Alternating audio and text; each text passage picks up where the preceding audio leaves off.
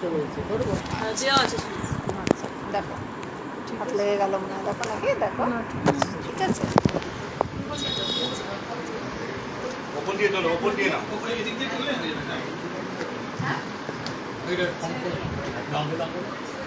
On করে নাও, on করে নাও।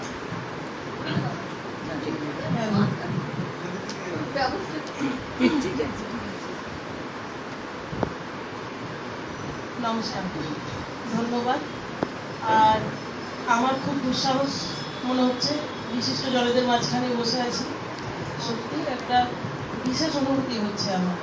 মন প্রাণ মাঝে মাঝে আঘাত পায়, তার মধ্যে একটু ঠান্ডা হাওয়া আসে। আজকে সেই হাওয়াটা পেয়ে আমি একদম ভরে যাচ্ছি, স্বীকার করছি সত্যি কথা। আর যারা বলেছেন তারা খুব, যা বলেছেন এর বাইরে বা এর বেশি বলার আমার ক্ষমতা বা বিশ্লেষণ করতে আমি আসিনি, আমি শুধু শুনতে এসেছিলাম, বলার সুযোগ চলে এলো। আর কবিতা লেখেন মন মাথা এক করে।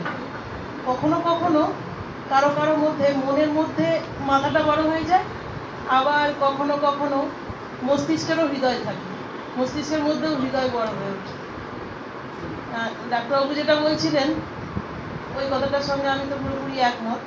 ফুল যেমন পাপড়ি ছিঁড়তে থাকলে ফুলের ঠিক কোন জায়গাটাতে সৌন্দর্যটা রয়েছে মোটেই বোঝা সম্ভব নয়। এক সময় দেখা যাবে সব ছিঁড়ে ছিঁড়ে চলে গেল, টুকরো টুকরো ফুল পড়ে আছে। বিশ্লেষণ তো অবশ্যই করতে হয়, কিন্তু সেই রকম নয় যেখান থেকে সমস্ত সৌন্দর্য নষ্ট হয়ে যায়। আর আমি আর কিছু বলবো না, আমি শুধু একটা কয়েক লাইন পড়ব। এখান থেকে ওখান, আর ওখান থেকে এখান, আবার সেখান থেকে এখানে বুড়ি ছোঁয়া।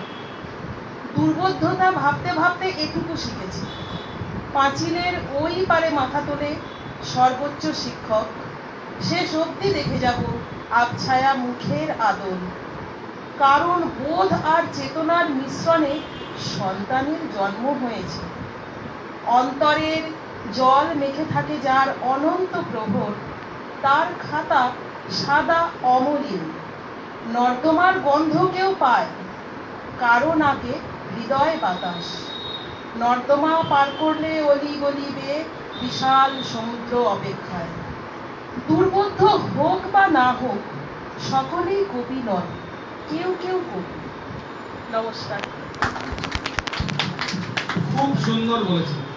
বলছি না এখানে বসে লিখলো মনে হয়, আমার ও পরম এখানে পাওয়া বসে সৌভাগ্য। লিখলো এটা, হ্যাঁ। ও মনে হয় এখানে বসেই লিখলো, আমি দেখছিলাম লিখছিল। না। যাই হোক, মানে দারুণ সুন্দর, ছিল, সুন্দর। দারুণ, হ্যাঁ। এবং এই যে চিত্রকল্পটাও দিল, যে ফুলকে ছিনলে কোথায় সৌন্দর্যের অবস্থান সেটা কোনোদিন বোঝা